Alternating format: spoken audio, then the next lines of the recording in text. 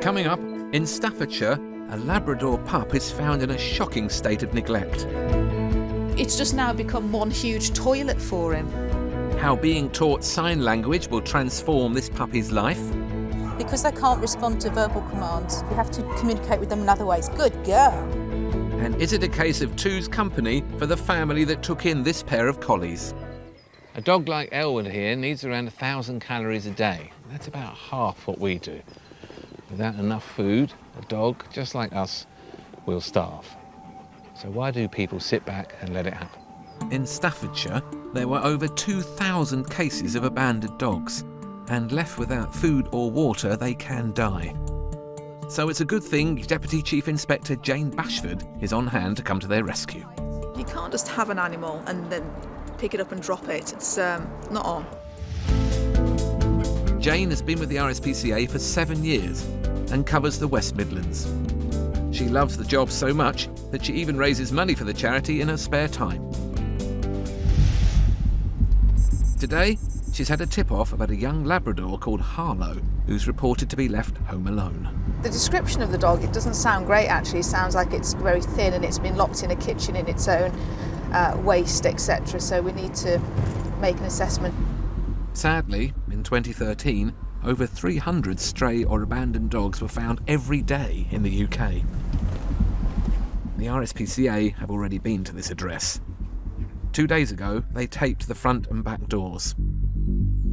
This is a tactic the RSPCA use to see if anyone's been to visit the dog.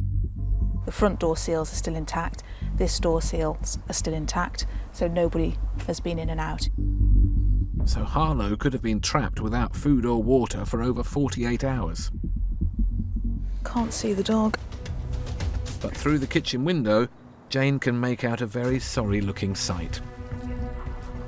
Oh, flipping heck. That's a skinny dog. Literally, you can see his shoulders, and then it goes down. You can really see a pinched point as it goes down. That dog's got to come out of here today now. The RSPCA have no powers of entry, so Jane has to call the police to get in. I've just spoken with a veterinary surgeon on the phone and they share my view that this dog's got to come out of here today. And with a dog that could be slowly starving to death, there's no time to waste. Hello, police! Oh my goodness me. Once inside, what Jane finds is shocking. Hello, sweetheart. What's your name? You've got a collar on. Harlo. Harlo! Is that your... That's a nice name, Harlo. Despite being neglected and starved, Harlo is over the moon to finally see a friendly face. What a beautiful dog. Look at the state of it. Look how thin it is. You can feel every single vertebrae, every single rib. Don't know what to say, really. What do you say to something like that? It's a legal requirement for dog owners to provide a clean and dry rest area. For poor Harlo, this couldn't be further from the truth. This is weeks and weeks of filth and hazards and empty tins, and there's no water. In situations like this, Jane needs to gather as much evidence as possible so she can build a case against the owner. This curtain here on the floor that is absolutely sodden in urine was obviously, supposedly, the bed for this dog. There's piles of dog faeces and excrement down here that have gone mouldy. It's that old. It's just now become one huge toilet for him. But at least for Harlo, now this nightmare is over. The RSPCA have seized Harlo, and if no one comes forward for him within 14 days, they'll take over ownership. There we go. But for now, there are more pressing concerns. Dangerously underweight, Harlo needs urgent medical attention. Oh, well done. Hopefully Jane isn't already too late.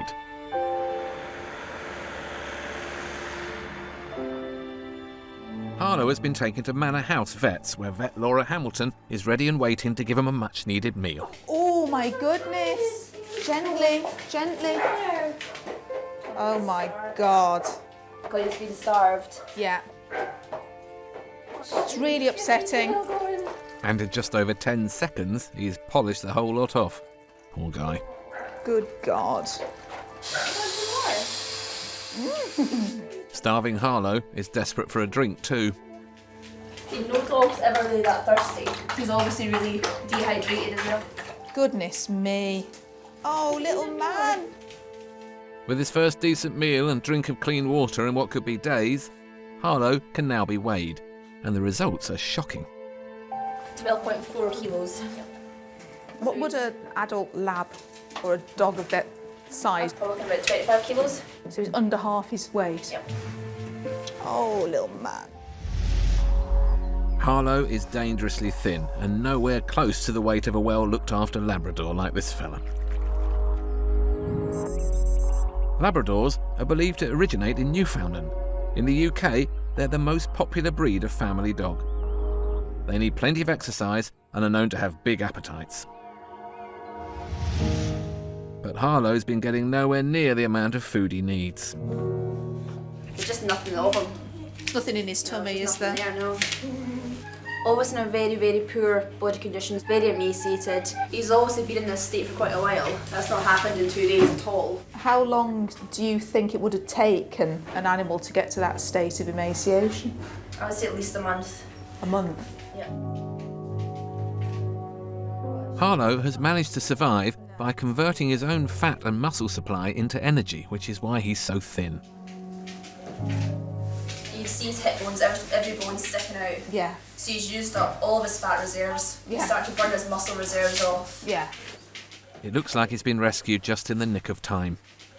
He's in such a bad condition, I'd probably say, given a week or two, he would have presented collapsed. And he's literally a bag of bones, there's no muscle left to give. And then the next stage would be collapse. Collapse, yeah, and then death. Harlo's in a safe place now and happy to show his appreciation to Jane. Oh my God! This is the best day ever, isn't it? Honestly, if I hadn't already got two, he'd be coming home tonight. After a night at the vet's, Harlo will stay in rehoming kennels until his case is resolved. And Jane is confident he won't be there too long. He's too nice a dog to be sitting in a kennel for a long period of time. And once he is up for rehoming, he will definitely fly out of the kennels. People will be queuing up to rehome him. Animal psychologists have recently discovered that a happy dog wags its tail to the left and a nervous dog wags its tail to the right. But what happens when a dog's tail stops wagging altogether? The East Midlands is the 4th largest region covered by the RSPCA, and in this area alone, they are responsible for the welfare of more than 800,000 dogs. So Chris Shaw is one inspector who's always busy. He's looking really good. Oh, good boy. It makes it all worthwhile and just great. Chris has been on the job 8 years and used to be a professional show jumper.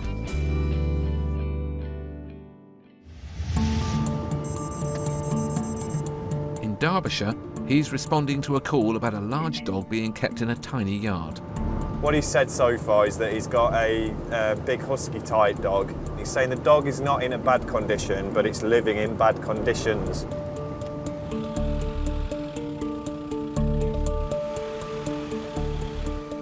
The owners are out, but Chris finds the gate unlocked. Oh, it's all right. And behind it, he discovers a very unhappy-looking Alaskan Malamute called Kia, whose tail definitely isn't wagging. The dog's in all right nick, but Kia is surrounded by her own mess, and Chris is concerned for her well-being. he's just cowering the back of this garden, growling at me at the moment. Unless we get some good answers here, then, you know, I don't think that dog should stay there.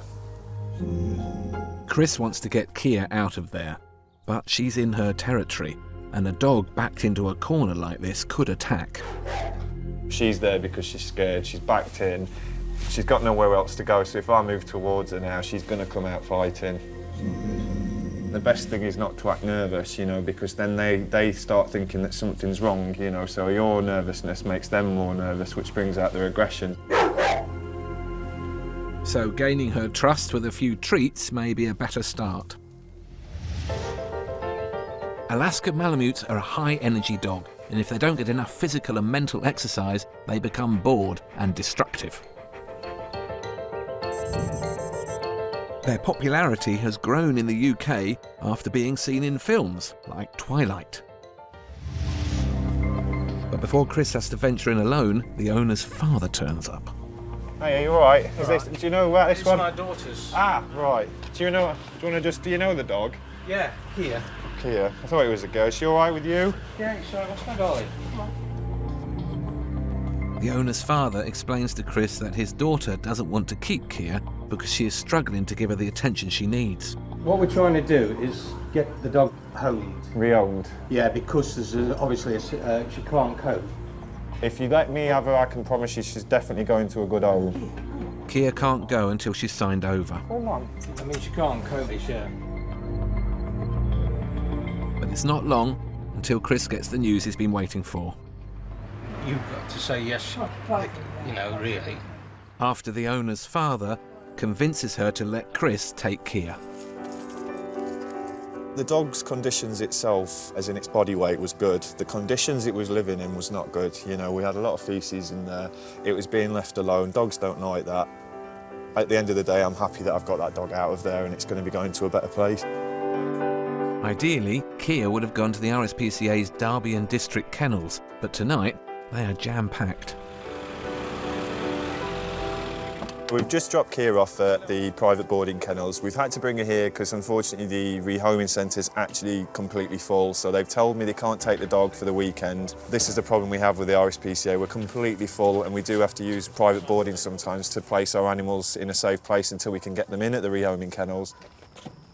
In 2012, the RSPCA spent a huge £4 million on private boarding kennels, and it's costing more every year as they are forced to cope with increasing numbers of abandoned and unwanted pets. Good girl, good girlie.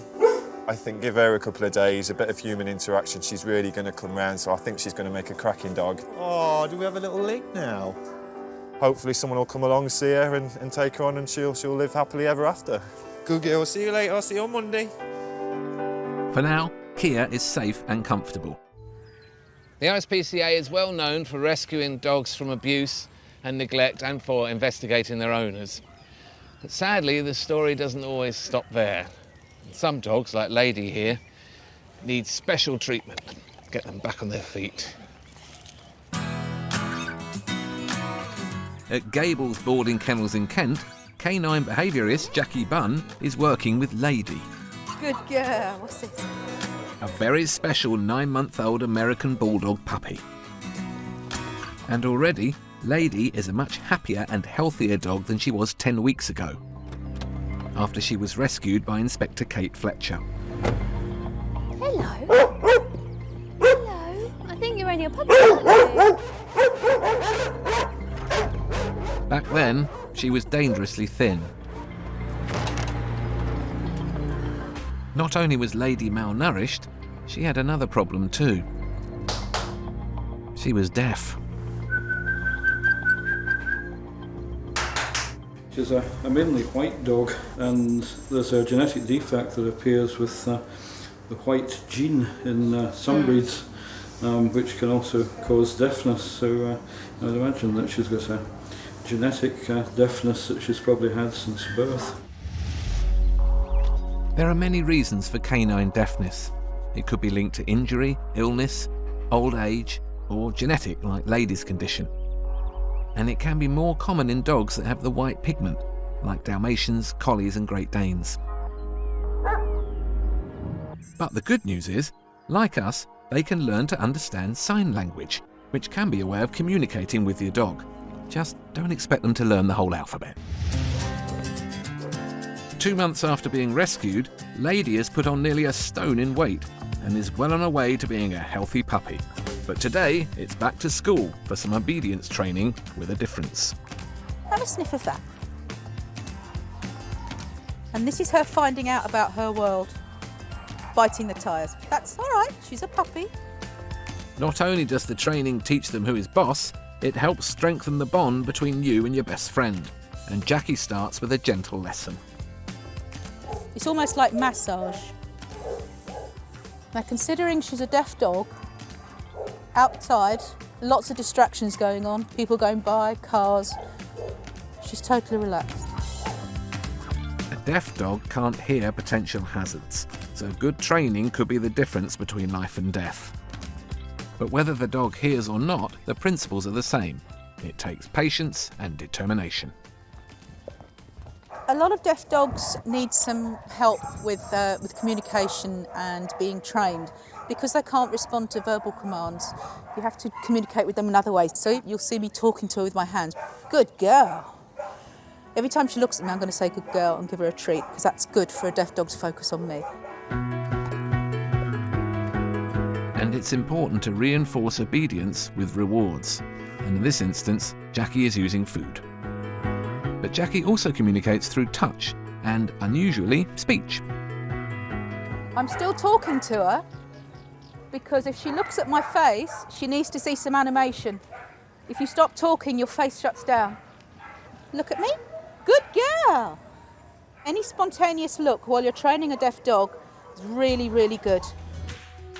We're going to try a sit now. Sit. I'm going to remind her I have food. No snatching. Right, sit. Sit. It looks like it's not such a simple command. Also, the other thing you have to remember, sitting on concrete isn't very nice. A lot of dogs don't sit because they're just uncomfortable. Well, do you want to sit on concrete? So if she doesn't sit, she doesn't get a reward, because that's what I'm asking her to do. So we'll carry on walking because it looks like she's getting bored standing still. OK, Jackie, one more try. Right, sit. So she doesn't get a treat for no sit, but I will show her I have some food. And if she wants it, sit. Good girl! She'll immediately get it. You're liking this, aren't you? You're not going to want your dinner today, are you? Looks like years of experience have paid off. And of course, patience and determination. What a good girl you are. You're so clever. Mwah. Who's a clever girl? The training with Jackie lasts 30 minutes. And it always ends with some fun and games. Training's finished. You can relax now. If you want to go and sniff, you can go and have a sniff. Woo!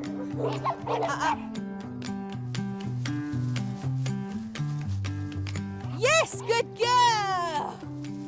All this therapy and exercise can leave your dog tired. Oh dear. That's her saying, I give in, I'm done.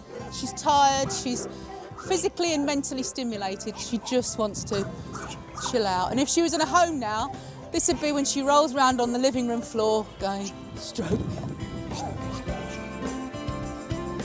She will be a lovely dog. She's got a wonderful base temperament. She hasn't got a bad bone in her body. And with the right training as well, she'll be a wonderful dog. Come on, sweet. After a few more weeks of training, the hope is Lady can be successfully rehomed with a loving new family.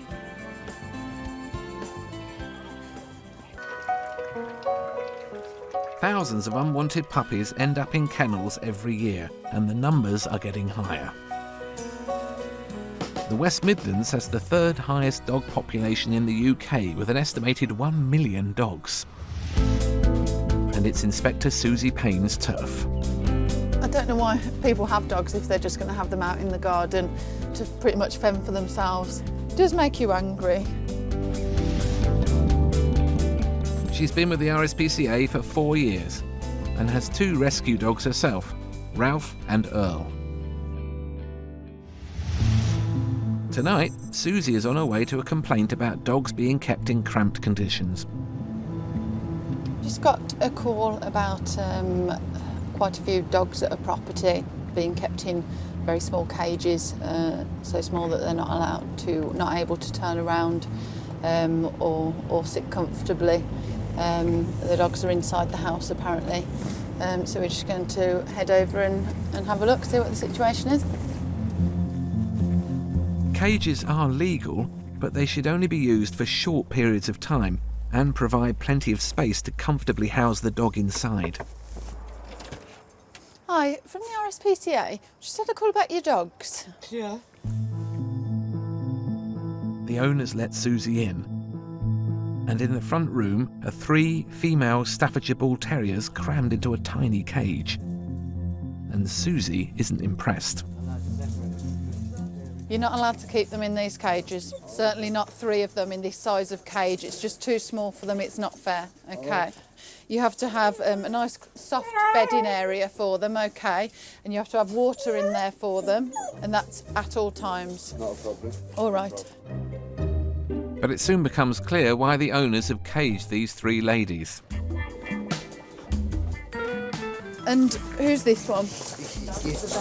Gizmo is the male.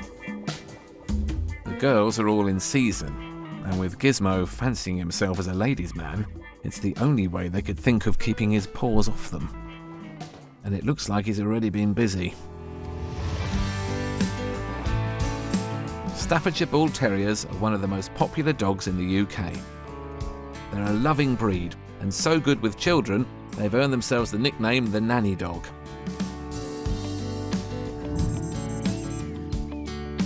A typical female Staffy can give birth to up to 8 puppies in a year.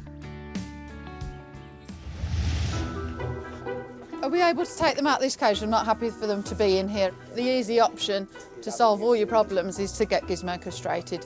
And then you haven't got this problem then, have you? You haven't got to keep them separate. They don't have to be caged at all. Okay. This will certainly put an end to Gizmo's loving days and mean they won't have to lock the girls up anymore. The dogs are healthy and no offence has been committed, but with Gizmo's girlfriends and his offspring all living under one roof, this house is getting overcrowded. Got your hands full, haven't you? Yeah, a bit. And Susie's happy to help with that as well. You're happy to sign over the puppies? We'll rehome the puppies, find them nice homes, and then you can deal with the big dogs. Which I'm used okay. to, yeah. With all in agreement that Gizmo will have to be castrated and the puppies in safe hands, hopefully everyone will be a bit more comfortable. It's quite saddening when you see dogs kept in poor conditions, but the people did genuinely seem to care about their dogs. They want to do the right thing. They've signed the 2 over that they can't handle, which is brilliant for the dogs. You know, we can go on and find them good homes. We know about the address now, so we can help them with anything in the future and make sure the dogs have better lives moving forward.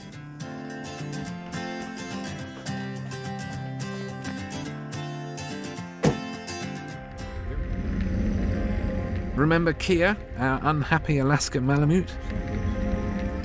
She's living with a loving new family, and she's most definitely got the wag back in her tail.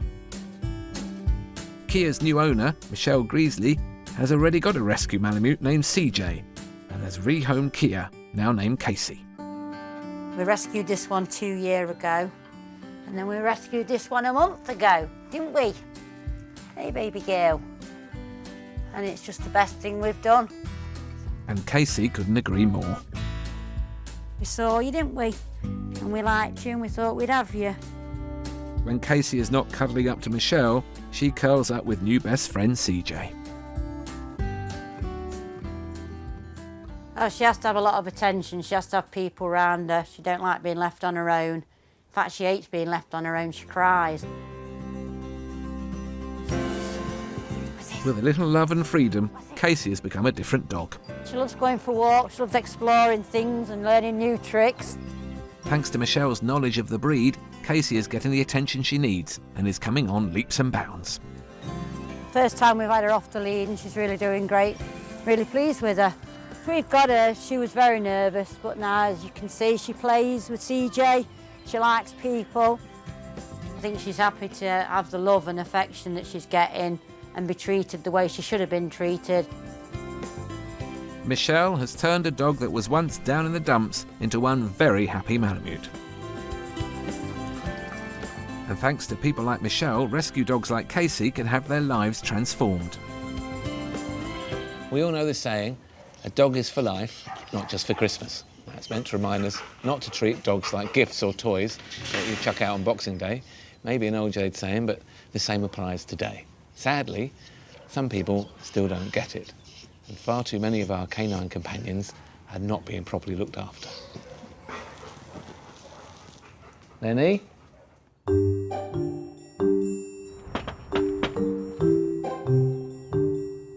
It's a cold December's afternoon, and Inspector Tony Woodley is on duty. Tony Woodley has been an inspector for 18 years, and he was the star of the RSPCA's biggest animal rescue ad campaign. A call has just come in that's got Tony worried. Apparently it looks like it's very cold and shivering, and we're going to need to get there reasonably quickly and find out what the situation is. It's a really cold afternoon, with the temperature at 5 degrees and getting colder by the hour. Newborn puppies need to be kept warm or could die from hypothermia, and Tony knows that every second will count. Apparently could be down here. That's a Fiat. That's the one. Found the car, so I'm going to jump out, have a look and see if there's a puppy in it.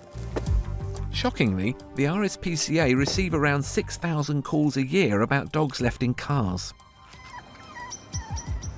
Hello. We have a little tiny puppy. It's a little Chihuahua. You can hear it whining. You know, it could really want some attention as well. Chihuahuas, like this little puppy, are named after the Mexican state of Chihuahua, but they actually come from China. They are really vulnerable to the cold and are one of the reasons doggy jumpers and coats were invented. Now, there's food and water, and obviously there's a bed, but this is a very young puppy that shouldn't be in here. What we need to do is try and find out who the owner is and where they're working. But that's easier said than done. Before this Chihuahua puppy can be freed, Tony will have to employ his detective skills to track down the owner. I'm trying to find, there's a little red Fiat Punto around the corner here. The inspectors aren't allowed to break into cars to save dogs, so if the owner can't be found, the police will have to be called to gain access. There'll come a time when, if I can't find the owner, I'll get a police officer down here if needs be, and we might have to take the puppy out. Got some people having a cigarette. Let me ask them. Don't know if you can help. Looking for someone who owns a red car around the corner. Got a little puppy in it. Finally, Tony's persistence pays off. Do you fancy going and asking her to come out to speak to me? Because I need to go and see the puppy. And he tracks down the puppy's owner, Angel. Is that your red Fiat Punto around the corner with a little puppy in it? Yeah. Right. We need to go and have a look at the puppy. I'm concerned about it. Angel's chilly little Chihuahua is called Nev, and Tony isn't happy. I want to see this dog out of the car now, and it's only 8 weeks old. It's not something you should be doing with a pup. How long have you had Nev? A day. So you've had Nev for a day? Yeah. Right. Where'd you get him from? My boyfriend bought it for me. Oh, right. Is it a birthday present or just a present? A Christmas present. Unlike your average Christmas present, puppies need rather more care and consideration, although Angel still needs to be persuaded. There you go. He is very cute. Thinking with your head, Angel, do you think it was actually a wise choice for your boyfriend to get you a puppy right at the moment? Yeah. You do? I'm not convinced about that. Angel doesn't seem to understand that little Nev's little life was put at risk. He's so tiny, he's got time for a place to run around. The issue is the temperature. The temperature's only 5 or 6 degrees at the moment. You know, it's pretty chilly. I came out at 2 and played with him for an Properly hour. out. With Angel seemingly oblivious to the danger she exposed Nev to, Tony needs to make sure that Nev won't ever end up in a situation like this again, and he gives Angel a warning notice. What I need to do is give you a warning that you cannot leave Nevin. You can't leave him in your car again. I can see you love him very much. I'm so glad you're not taking him away. I would have I'm gone not- mad. I'm not- I would have gone a rampage. I know, I understand that. But you also need to understand that you've got a responsibility to ensure that you're doing the right thing for him. Yeah? What I will say is that if we get a call about him in the car tomorrow, seeing as I've already given you a warning, we'd probably just have to remove the dog and then take action from there. Do you understand? Yeah? A warning notice means that Angel must act immediately on the advice given to her by Tony, or she could have Nev seized from her and be taken to court. I didn't want to leave him in the car, but obviously I had no other choice today because obviously I didn't have that much time to sort out someone looking after him.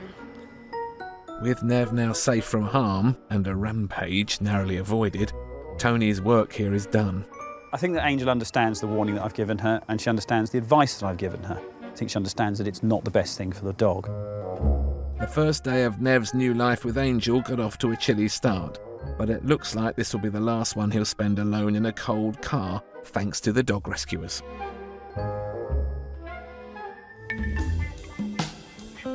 Remember Gizmo, the Staffy stud? Already with more pups than they could handle, his owners had to separate him from his girlfriends, plural, by keeping all 3 of them in one cage. But keeping 3 dogs in such cramped conditions is not ideal. Instead, the only way to go for this Lothario, unfortunately for him, is to kiss goodbye to his crown jewels. I'm sorry, Gizmo, but your love-making days are over. Doing the deed is the team at the RSPCA's Newbrook Animal Welfare Centre in Birmingham. And don't worry, Gizmo, you're in safe hands. These people are professionals. Newbrook Animal Centre opened its doors in 2012, and it serves as a hospital, rehoming centre, and it's the RSPCA's regional headquarters. Well done, Gizmo. And neutering is a common op. Today, Gizmo is one of 20 patients booked in for the procedure.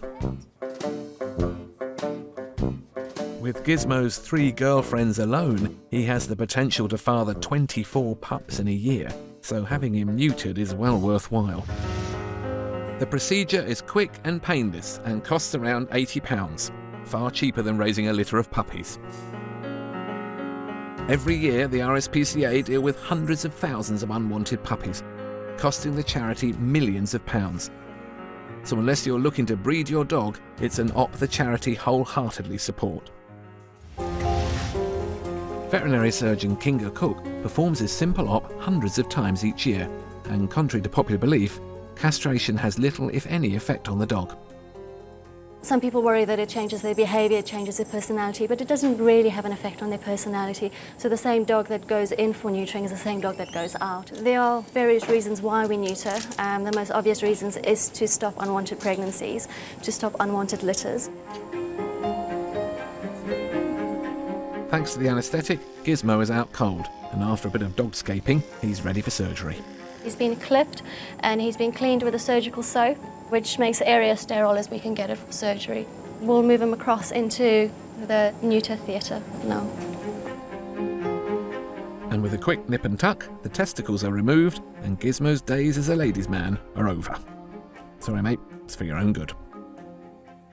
I think however much we neuter, it's still not enough because there are still unwanted litters out there and there are still unwanted puppies out there. And it can be quite a challenge trying to convince people to neuter their animals. If we can inform people better, I think people would be a lot more willing to neuter their animals. One more neutered dog could mean less unwanted pups for the RSPCA to rescue. Hopefully this one will recover quite well and not have any problems from its surgery, and that's the case for the vast majority of them. They don't have any problems and they tend to recover quite well. I knew you'd be fine, Gizmo. Just a little lighter. Every month, the RSPCA take in hundreds of dogs at centres like this one here in Surrey. Sadly, many of the dogs here have suffered terrible cruelty and abuse. Can you believe that last year there were almost 4,000 convictions for animal cruelty and neglect offences?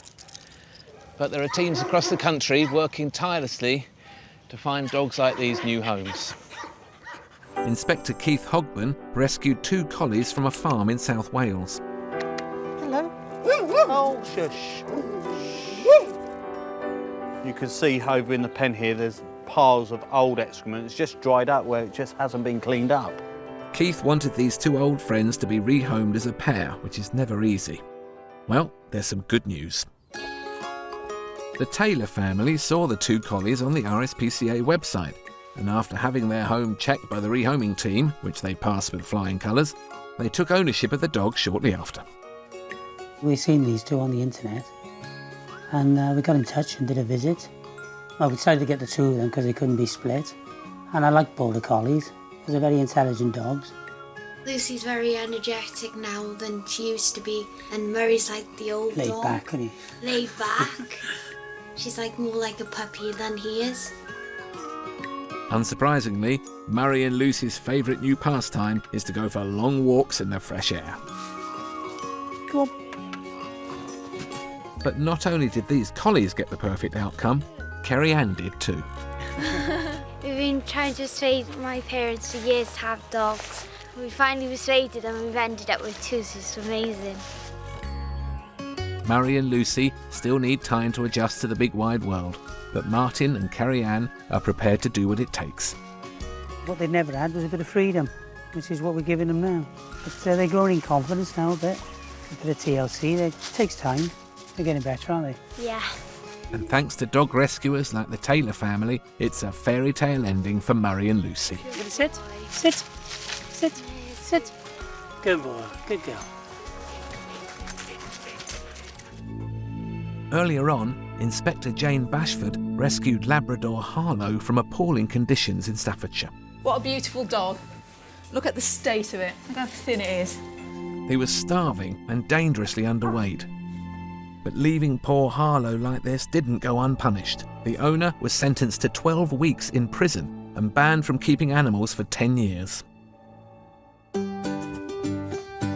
6 weeks on, and he's a much happier, healthier dog. And the great news is, he's also found a new loving home with veterinary nurse Amy Walklate. Paul, I moved into this house literally 2 weeks before I had him, and I said that a dog would find me. I didn't particularly want to go and find a dog. And then Harlo came along. When Harlo was rescued, he only weighed 12.4 kilos, half what he should have been. Since then, he's been put on a specialist diet to help him gain weight safely.